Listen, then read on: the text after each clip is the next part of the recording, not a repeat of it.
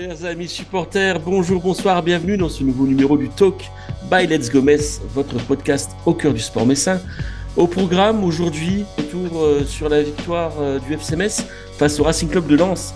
Les Grenats, portés par un état d'esprit conquérant, de la solidarité et un Georges Mikotadze étincelant. Et qui dit victoire dit bien évidemment espoir. Les hommes de l'Aslo Bologna peuvent-ils réitérer ce genre d'exploit lors des dernières échéances et arracher une place en barrage? Pour en débattre, j'accueille mes chroniqueurs du jour. Honneur aux petits nouveaux, étudiants et futurs diplômés en journalisme, également audio-descripteur à Saint-Symphorien pour l'association Univers Joe et futur recrue Let's Go Metz. Thomas Alvarez est avec nous. Bonjour Thomas. Bonjour, merci de m'accueillir parmi vous. Bienvenue dans l'équipe et tu vois, tu as l'honneur de débuter par une victoire pour ton premier talk. C'est pas magnifique ça? Avec nous également le phénomène, l'homme à tout faire de Let's Go Metz, Arthur Carmier. Salut Arthur. Salut Gérald, salut à tous. Bon, calmez-vous par contre, vous verrez, vous allez en débriefer des défaites pour vos futurs talks. Mais savourons cette victoire. Peut-être que le maintien, peut-être que les espoirs de maintien sont relancés et sont de retour. On va en parler dans cette émission. Exactement, et enfin il a réussi à se réveiller malgré une soirée et une nuit très chargée en émotions. Enzo Peretta est avec nous. Bonjour mon cher Enzo. Salut Dani. Salut Dani. Ça va bien? Ça va. Magnifique. Messieurs, cette équipe du FC Metz est décidément totalement imprévisible. Après des dernières prestations d'une pauvreté abyssale tant sur le plan technique qu'athlétique, les Grenats ont gagné leur duel hier face à Lens devant 23 000 spectateurs à Saint-Symphorien. Une victoire 2-1 avec un doublé de Zinedine Mikotadze. Un match bien évidemment qui n'a pas été parfait de bout en bout, mais une victoire qui cette fois-ci par rapport au match aller ne souffre d'aucune contestation morale. Alors, pour commencer, j'aimerais vos analyses à chacun et on va commencer par toi Thomas. La victoire des Messins hier, elle fait plaisir, elle redonne de l'espoir. Hein. Ouais, clairement, c'est une victoire qui s'est fait sur un visage qu'on a envie de voir depuis le début de la saison côté Messin. On sent que techniquement, il y a eu des bonnes choses hier, mais on sent que techniquement, c'est d'un niveau plus faible qu'une équipe comme le RC Lens, qui est une équipe européenne.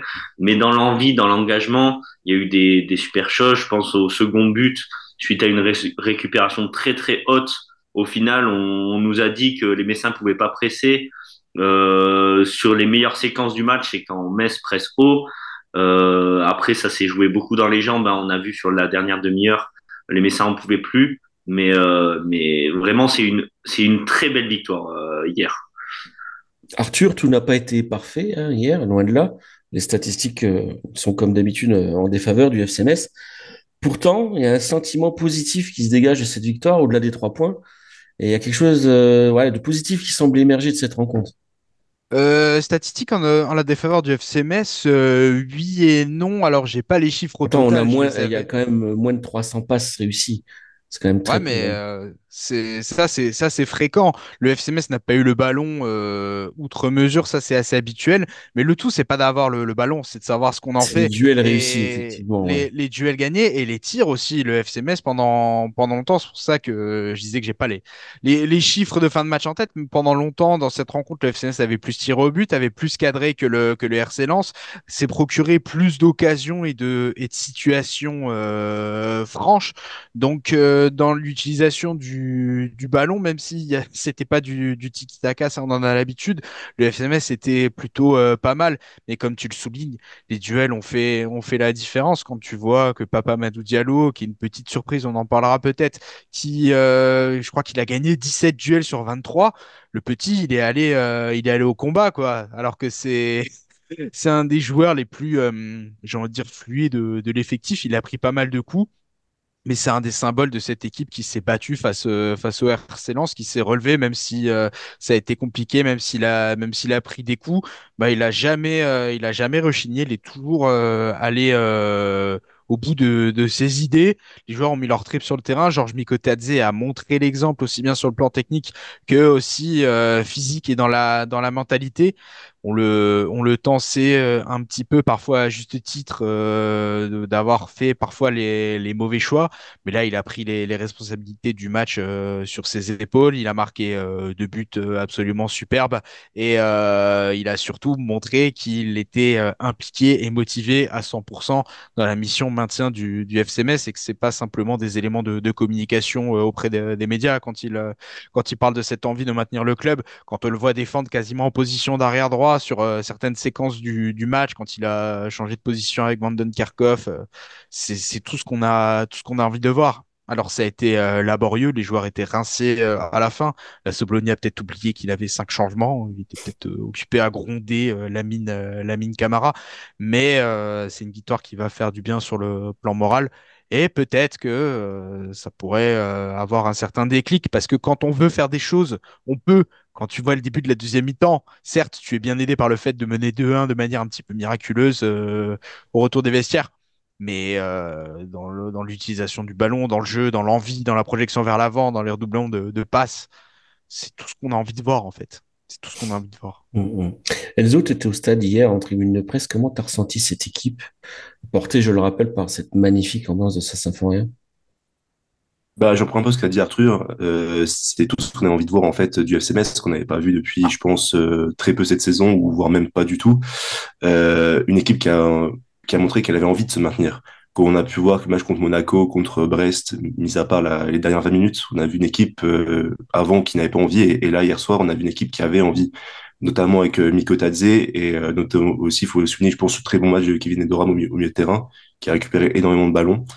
Et si je reviens un peu sur les stats, Arthur, ben, on a vu que Lens a 70% de possession de balle hier, mais ont quand même 11 tirs non cadrés sur leurs 17 tirs. Donc on a aussi été face à une équipe qui a manqué énormément, je pense, d'efficacité devant le but, ouais, de justesse.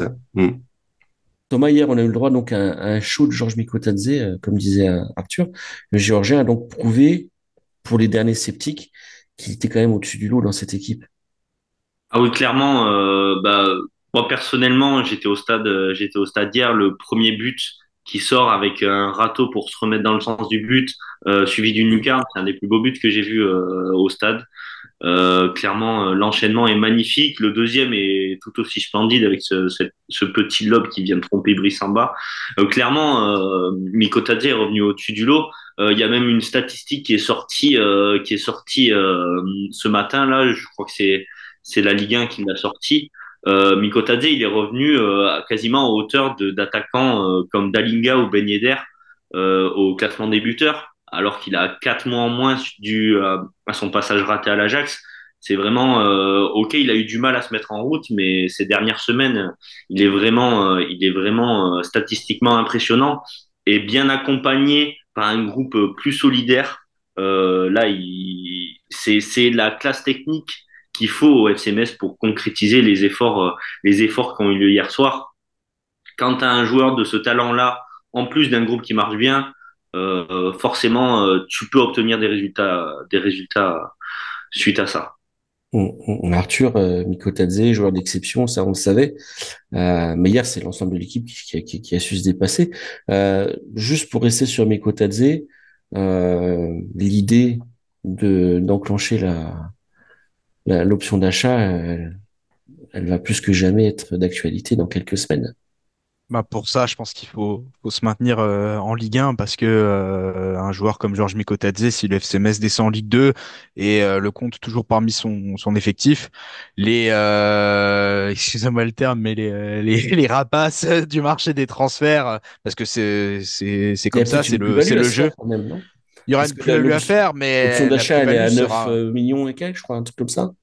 Est-ce que le FC Metz en Ligue 2 sera en mesure de vendre Georges Mikotadze aussi bien qu'il l'a vendu l'été précédent? Ça je sais pas. Mais il faut se Peut-être pas en août, mais en décembre, par exemple. Je sais pas, mais est-ce que Georges Mikotadze, ce serait un gâchis de faire jouer ce joueur-là en Ligue 2 et d'après les estimations de l'équipe, il aurait un salaire aux alentours de 250 000 euros. Le FC Metz Ouais. par mois, le FC Metz prend en charge la moitié. C'est déjà énorme pour le FC Metz en Ligue 1. Alors en Ligue 2, je pense que ce serait C'est tout clair. bonnement impossible de le rémunérer à sa juste valeur parce que je sais pas si on se rend compte de la chance.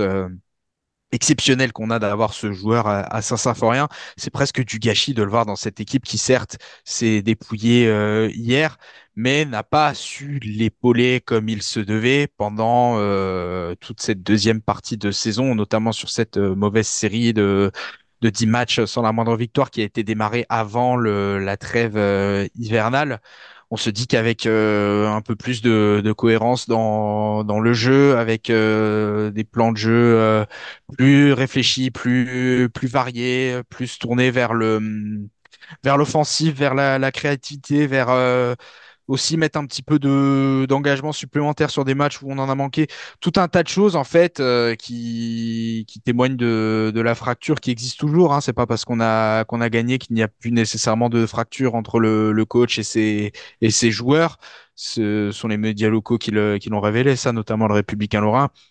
Peut-être que le FCMS aurait pu être plus haut aujourd'hui. C'est pour ça que c'est presque frustrant de voir Miko Tadze briller comme ça face au RC Lens, parce qu'on se dit que cette équipe-là, bah, quand elle veut mettre les ingrédients, elle fait pas tout parfaitement, mais elle est quand même capable de faire des choses. Donc j'ai peur qu'à la fin de la saison, on ait un goût amer par rapport à ça. Enzo, justement, le FCMS a joué avec le cœur hier. On n'avait pas vu ça depuis un long moment, mais vraiment jusqu'au bout de quasiment de A à Z. Et enfin, certains joueurs ont su se sublimer. Donc, on parlait tout à l'heure de Pape Amadou Diallo. Ça fait quand même plaisir de voir ça, mais c'est vrai que c'est dommage que ça arrive seulement maintenant. Dommage que ça arrive seulement maintenant, c'est sûr. Je pense, comme a dit Arthur, je pense si on a vu déjà Miko Tadze toute la saison, je pense pas qu'on serait en position de avant-dernier du championnat. Et ouais, niveau sur Papa Diallo, je pense que déjà il a fait une bonne entrée contre Monaco il y a 15 jours, 3 semaines. Et ce soir, enfin hier soir plutôt, il a convaincu, je pense, le public de Saint-Symphorien par ses prestations, qui certes des fois ont été un peu brouillonnes du fait de son encore jeune âge, mais je pense qu'il y avait plein d'espoir pour l'avenir. Hum. Alors, faut savoir qu'au moment où on enregistre ce talk, les Grenats sont revenus provisoirement à égalité de points avec Lorient, qui jouera donc son match dans 10 jours face au PSG, et surtout à portée de tir de Nantes et du Havre qui n'ont pas encore joué ce week-end. Thomas, plus que jamais, les Messins sont encore dans la course, mais ça passera obligatoirement par une victoire au Havre la semaine prochaine et par d'autres exploits de ce genre jusqu'à la fin de saison. Oui, clairement, le rendez-vous contre le Havre est primordial. Je pense que en plus, l'équipe normande est une des équipes qui a la moins bonne dynamique sur les dernières semaines avec Metz. Le rendez-vous va être très intéressant. Il me semble d'ailleurs que le Havre a le même souci que Lorient sur le calendrier décalé. Je suis pas exactement sûr de ce que je dis, mais ce calendrier avec les Européens qui ont fait décaler les matchs en une semaine, enfin 3 matchs en 10 jours. Alors si je peux me permettre, Thomas, c'est dans le bas de classement, il n'y a que Lorient qui est concerné par Ouais. ces. Sinon, ce sont des équipes de haut de tableau et des équipes européennes. Et Le Havre va jouer contre Nantes, donc le 14e contre le 15e. Le Havre a 28 points, Nantes a 28 points. J'ai envie de dire que dans tous les cas, peut-être que le résultat arrange le FC Metz, qu'il y ait un vaincu ou qu'il n'y en ait pas. Bien sûr, et clairement, ça veut dire qu'il y a au moins une des deux équipes qui prendra un maximum un point. Donc revenir sur à hauteur de ces équipes, ça me semble tout à fait intéressant. Nantes a un calendrier compliqué aussi. Euh, donc, euh, donc revenir à hauteur de ces équipes qui sont dans une spirale assez compliquée. Pour moi, le maintien est complètement relancé, hein, euh, avec cette victoire, et il faudra passer par une victoire au Havre. Et c'est là où l'avenir en Ligue 1 se jouera. S'il y a des fêtes au Havre, je pense que il faudra tirer un trait à la saison. Si la victoire est obtenue en Normandie, les chances de maintien sont vraiment très très fortes, à mon sens. C'est extraordinaire, hein, quand même, Arthur, cette saison.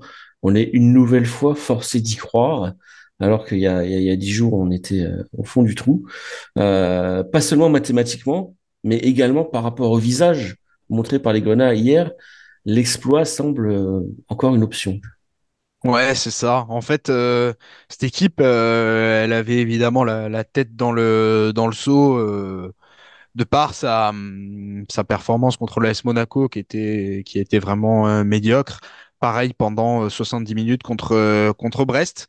mais peut-être que ces réductions du score très anecdotiques contre l'AS Monaco et un peu moins anecdotiques qui auraient pu faire trembler Brest parce que les Bretons étaient en difficulté la semaine dernière face au FC Metz sur un match qu'ils avaient totalement maîtrisé. Moi, j'avais l'impression de voir le Barça de Bretagne. Ça jouait une, deux, bim, bam, boum. Le FC Metz était presque comme un sparring partner. Mais même dans ces matchs où ils étaient vraiment à la ramasse, ils ont montré qu'ils avaient quand même un certain caractère, qu'ils voulaient se relancer. Il y avait des jeunes, notamment Papa Madou Diallo, qui montraient qu'ils avaient envie de faire des choses quand même. Nico Tadze a mis un doublé quasi anecdotique, mais au final, pas si anecdotique que ça, parce que peut-être que ça va aider avec la différence de but en fin de saison. Et aussi, ses vertus morales, on les a retrouvées contre le RC Lens. Et il faudra obligatoirement les retrouver la semaine prochaine au Havre. Et je m'avance peut-être un peu, mais ce rendez-vous de dimanche entre Le Havre et Nantes, peut-être que ce serait intéressant pour les Grenats de voir une victoire de Nantes afin de pouvoir repasser devant Le Havre, qui n'aurait que 28 points. Le FC Metz en a 26. Je vous laisse faire le calcul avec +3. Le FC Metz passe au-dessus du Havre et a pour le moment le même nombre de points que le FC Lorient avant son match en retard contre le PSG. Donc, on peut aisément penser que Paris est favori sur cette rencontre. Donc oui, c'est largement possible. Tu ouvrais cette émission en parlant d'un potentiel barrage, mais hors barrage, la 15e place est totalement Ouais, jouable aussi. mathématiquement, ouais, c'est vrai. Mais il faudra réitérer ça. Enzo, le FCMS nous fait décidément passer par toutes les émotions cette saison. Alors qu'on l'a pensé désunie et en fin de vie, cette équipe a montré qu'elle avait encore de la ressource et qu'elle se battrait donc jusqu'au bout, hein. Ah ouais, elle va encore se battre jusqu'au bout. Moi, je pense que cette fin de saison me fait un peu penser à la fin de saison il y a 2 ans en Ligue 1, quand je m'en souviens, on avait perdu à Lorient sur la boulette de, je crois que c'était Jemerson, je crois à la fin. Mhm. On fait 2-2 à Montpellier après mener 2-0, et finalement après on enchaîne 2 victoires contre Lyon, le but à Damien de Boulaya et la victoire contre Angers à domicile, et finalement qui nous avait permis d'espérer jusqu'à toute dernière journée. Donc je pense que là, comme avait dit Thomas il y a quelques minutes, je pense si on gagne au Havre, je pense qu'on prend une bonne option pour le maintien, même si ce sera pas encore tout à fait acquis. Mais même si je pense, même si on fait pas un bon résultat au Havre, je pense pas que ce soit encore tout à fait fini, vu que toutes les équipes de bas de tableau se tiennent en très peu de points. Je pense que tout n'est pas joué et tout ne sera pas joué, même si on fait un mauvais résultat au Havre. La donnée est simple, il reste 5 matchs. Il va Ouais, falloir en ouais. gagner 2 et essayer d'aller arracher un nul, soit contre Lille, soit contre le PSG, soit contre Rennes. et pourquoi Ça pas paraît 3 pour mission faire un impossible. exploit, quoi, tout simplement, ouais. Ça paraît mission impossible. Peut-être Tu que peux, 6 points, ça ouais. suffirait, mais je sais pas. Mais il faut gagner 2 matchs. Il faut en gagner un au Havre. Et il faut peut-être gagner le derby. Après, on a vu que le FC Metz était capable de faire un exploit contre une grosse équipe. On sait que Lille, ils sont entre 2 matchs européens parfois s'ils se font pas éliminer par Aston Villa. Le PSG, pareil. On voit qu'ils ont concédé un nul contre Clermont parce que aussi entre 2 matchs européens. C'est les exploits sont possibles et c'est ce qui fait le charme de notre Ligue 1. Quand on met les bonnes choses sur le terrain, on peut renverser des montagnes. Messieurs, pour conclure ce talk, on va faire le traditionnel tour des pronostics pour la prochaine rencontre. Thomas, à toi l'honneur, ton pronostic pour le déplacement au Havre. Moi, du coup, je reste dans l'optique que la dynamique du Havre, elle est pas bonne du tout. Et je vais peut-être être dans la culture de l'instant et espérer que le souffle de cette victoire va continuer. Donc, je vais mettre un petit 2-1 à l'extérieur pour Metz. J'y C'est crois. bien. Très très bien. Arthur? Alors, vous connaissez mon rapport avec les pronostics négatifs, tantôt teinté de pessimisme, mais aussi un petit peu comment dire, de superstition. Mais j'ai envie de croire que cette équipe, qui plus est avec un potentiel résultat négatif du Havre contre Nantes, j'ai envie de croire que cette équipe va s'imposer au Havre. Donc je verrai bien une victoire 1-0 à l'arrache du FC Metz dans un match avec les tripes. Enzo? Ben, moi, comme Arthur, je pense que c'est un match compliqué, et aussi je pense aussi une victoire à l'arrache avec un but de Nico Tadze. Donc victoire 1-0 des Messins. Bien, vous êtes optimiste. Alors, moi, je vais faire comme toi, Arthur. Je suis très superstitieux. À chaque fois que je mets Metz perdant, ils font un bon match et ils gagnent. Donc, ça s'est encore prouvé hier.